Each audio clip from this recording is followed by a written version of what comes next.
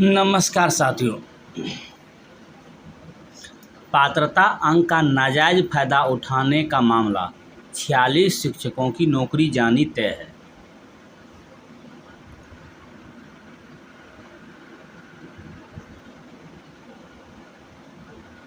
शिक्षकों की बहाली में बिहार की महिला और एससी के पात्रता अंक में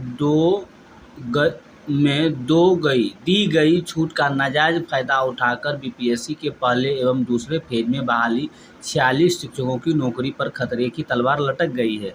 इसमें 41 शिक्षिकाएं और 5 शिक्षक बताए जाते हैं। ये शिक्षिकाएं दूसरे राज्य की बताई जाती है जिन्होंने बिहार की महिलाओं के लिए दिए गए 5 अंकों के ग्रेस का नाजायज फायदा उठाकर नौकरी ले ली है। डीओ समर बहादुर सिंह ने इन सभी 46 शिक्षकों से अंतिम रूप में जवाब तलब किया है। डीओ ने अपने आदेश पत्र में उल्लेख किया है कि इन शिक्षकों के प्रमाण पत्र एवं प्रशैक्षणिक प्रमाण पत्रों की जांच करने पर पता चला है कि सीटीईटी परीक्षा में 60% से कम अंक है। राज्य से बाहर के अभ्यर्थियों को बिहार अधिनियम 3/1992 के अधीन आरक्षण का लाभ नहीं मिलेगा। आरक्षण का लाभ बिहार राज्य के बाहर के अभ्यर्थियों को पात्रता परीक्षा में उत्तीर्णांक में 5% का छूट दे नहीं होगा। तो यह खबर जो है मुजफ्फरपुर से निकल के आ रही है, जिसमें 46 शिक्षकों की नौकरी जानी तय है और उसमें से 11 शिक्षिकाएँ और 5 शिक्षक है। और उसके बाद यह जो है सिर्फ दूसरे राज्य की बताई जाती है। उसके बाद फिर उठी रद्द छुट्टियों की मांग, पुनर्बहाली की मांग। शिक्षक संगठनों ने एक बार फिर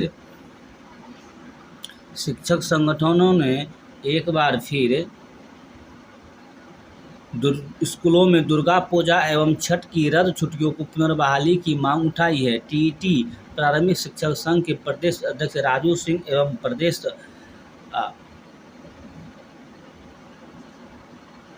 अध्यक्ष संजीत भारती ने शिक्षा विभाग के ऊपर मुख्य सचिव को ज्ञापन देकर कहा है कि आस्था के इस महापर्व में लोग पहली पूजा से उपासना कर चले जाते हैं। ज्ञापन में पहली पूजा 3 अक्टूबर से विजयादशमी 12 अक्टूबर तक स्कूल में छुट्टी का सबसे महत्वपूर्ण त्यौहार नवरात्रि शक्ति को उपासना का त्यौहार है। इसमें कलश स्थापना के दिन से 9 दिनों तक उपासक महिलाएं पुरुष पूजा अर्चना निहारक एवं निर्जला रहकर करते हैं। लेकिन इस बार नवरात्रि एवं विजयादशमी छुट्टी मात्र 3 दिनों को ही मिली है, जबकि पूर्व में प्रथम पूजा से ही लेकर विजयादशमी तक छुट्टी रहती थी। इसकी मद्देनजर 3 अक्टूबर से 12 अक्टूबर तक की छुट्टी का आग्रह किया गया है। 3 अक्टूबर से 12 अक्टूबर तक का छुट्टी का आग्रह किया गया। तो देखिए अब क्या होता है। निश्चित रूप से शिक्षा विभाग कुछ उस पर विचार करेगी।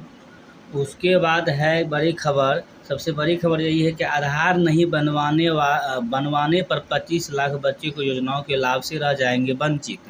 राज्य के सरकारी स्कूल में पढ़ रहे करीब 25 लाख बच्चे ऐसे हैं जिनके पास अभी तक आधार कार्ड नहीं है। ऐसे बच्चे विभिन्न सरकारी योजनाओं के लाभ से वंचित हो सकते हैं।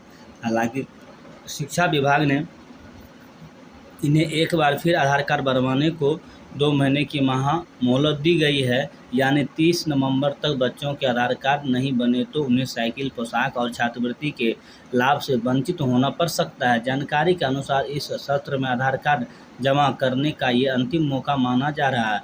आधिकारिक जानकारी के अनुसार अभी तक राज्य में करीब 78,000 से अधिक सरकारी स्कूलों में 1.76 करोड़ बच्चों के नामांकन हुए। इनमें से करीब 1.50 करोड़ से कुछ अधिक बच्चे ने ही आधार दर्ज कराए हैं। शेष करीब 25 लाख बच्चों के नामांकन के साथ आधार कार्ड दर्ज नहीं कराए गए हैं, जबकि सरकारी लाभ लेने के लिए आधार कार्ड सीड युक्त बैंक खाते की अनिवार्यता रखी गई है। ऐसे में अगर यह बच्चे आधार बनवाकर जमा नहीं करवा पाते हैं तो साइकिल, पोशाक सहित स्कॉलरशिप आदि योजनाओं के लाभ से वंचित हो सकते हैं।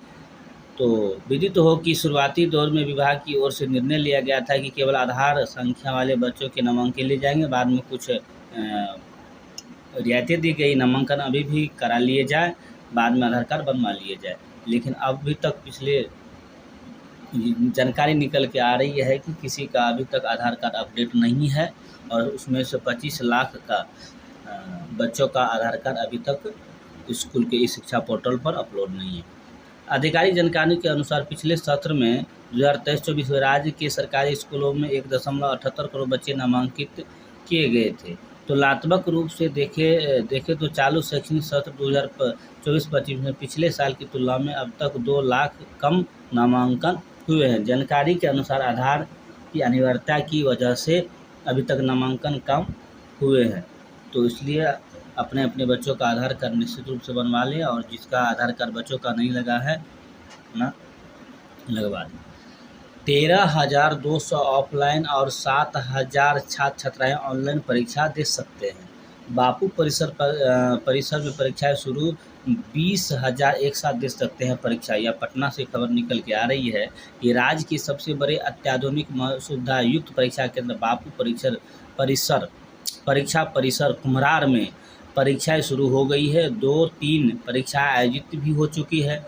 ऑनलाइन व ऑफलाइन दोनों ही मोड में परीक्षा की यहाँ सुविधा है। कुछ समय पहले मुख्यमंत्री नीतीश कुमार ने इस केंद्र का उद्घाटन किया था। अब इस परीक्षा केंद्र में परीक्षा भी शुरू हो गई है। अभी ऑफलाइन परीक्षा शुरू हुई है, उसके बाद ऑनलाइन परीक्षा की भी तैयारी चल रही है। लगभग 90% काम हो चुका है और ऑनलाइन परीक्षा का काम जो है अंतिम चरण में है। तो इससे निश्चित रूप से इससे स्कूल कॉलेज जो बाधित हो रहा था वह नहीं होगा। राज्य का सबसे बड़ा बापू सभागार परिसर में यहाँ 44 बड़े परीक्षा हॉल है और स्कूल कॉलेज में शैक्षणिक कार्य बाधित है। इसका मुख्य उद्देश्य यह था कि जो स्कूल कॉलेज में शैक्षणिक कार्य बाधित नहीं होंगे, सिलेबस पूरा होगा, सत्र लेट नहीं होगा। उक्त परीक्षा केंद्र में 13,200 छात्र एक बार में ऑफलाइन और 7,000 ऑनलाइन परीक्षा दे सकते हैं। यहाँ 44 बड़े परीक्षा हॉल है और 300 परीक्षा प्रति हॉल में एक बार में परीक्षा दे सकते हैं। यहाँ कलेक्टर लिफ्ट परीक्षा अधिकारियों के लिए कमरे, CCTV के साथ control room, jammer, bag scanner व फ्रीसिंकिंग तथा दिव्यांग छात्रों के लिए व्हील चेयर की सुविधा है। उक्त परीक्षा में चूँकि इतनी बड़ी संख्या में छात्र छात्राएँ दे सकते हैं, इससे फायदा यह होगा कि राजधानी के स्कूलों कॉलेजों से परीक्षा कराने का भार नहीं रहेगा। इससे कक्षाएं बाधित नहीं होगी।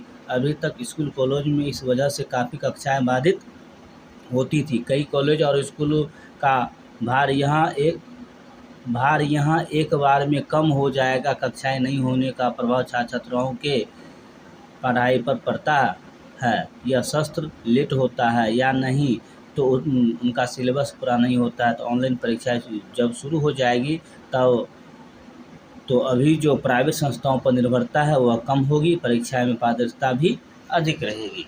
तो यह बहुत अच्छा खबर है। वीडियो अगर पसंद आए तो चैनल को लाइक एंड सब्सक्राइब करें। धन्यवाद।